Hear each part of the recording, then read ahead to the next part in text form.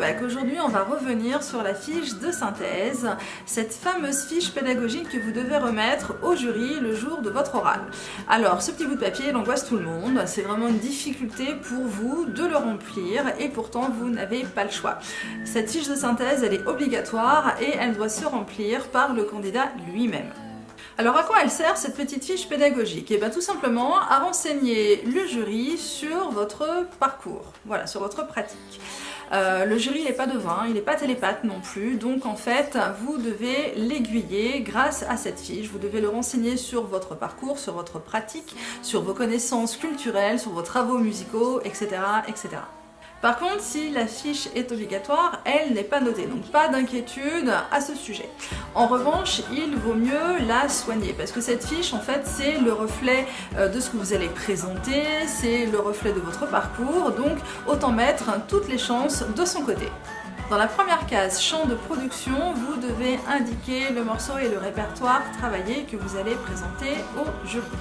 Donc pour ça, vous allez faire une brève présentation de votre morceau, voilà, donner le titre, le compositeur, l'année. Vous devez aussi indiquer si votre morceau, vous l'avez travaillé seul en autodidacte ou avec un prof particulier, en école de musique, en conservatoire. Indiquer également combien de temps vous avez travaillé votre morceau. Si vous l'avez déjà joué en public, voilà, en fait plein de choses qui peuvent aider le jury. Je le répète, ils ne sont pas devins, vous devez les aider à vous aider. Dans la deuxième case, champ de perception, vous devez inscrire ce que vous avez travaillé en rapport avec les problématiques imposées. Si vous ne savez pas comment fonctionnent les problématiques imposées, je vous laisse regarder une petite vidéo sur le sujet, juste ici.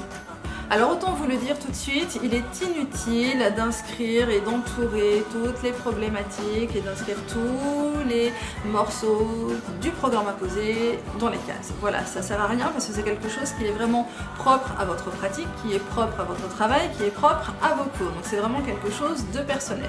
Le but, ce n'est pas de tricher et d'inscrire des choses que vous êtes censé avoir vues et que vous n'avez pas fait.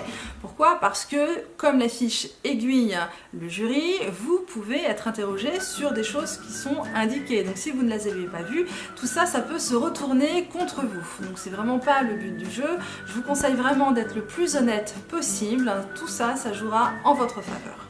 Dans le dernier encart, vous devez indiquer les travaux faits en classe si vous présentez cette option et que vous l'avez présentée dans un lycée.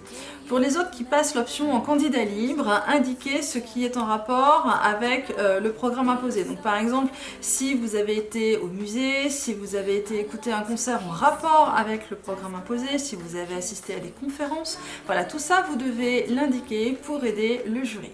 Voilà, j'espère que cette vidéo vous aidera dans votre préparation. Si vous souhaitez avoir un modèle de fiche pédagogique, vous pouvez le télécharger sur le site de Musicobac. Allez dans l'onglet téléchargement et vous pourrez télécharger directement le document sur votre ordinateur.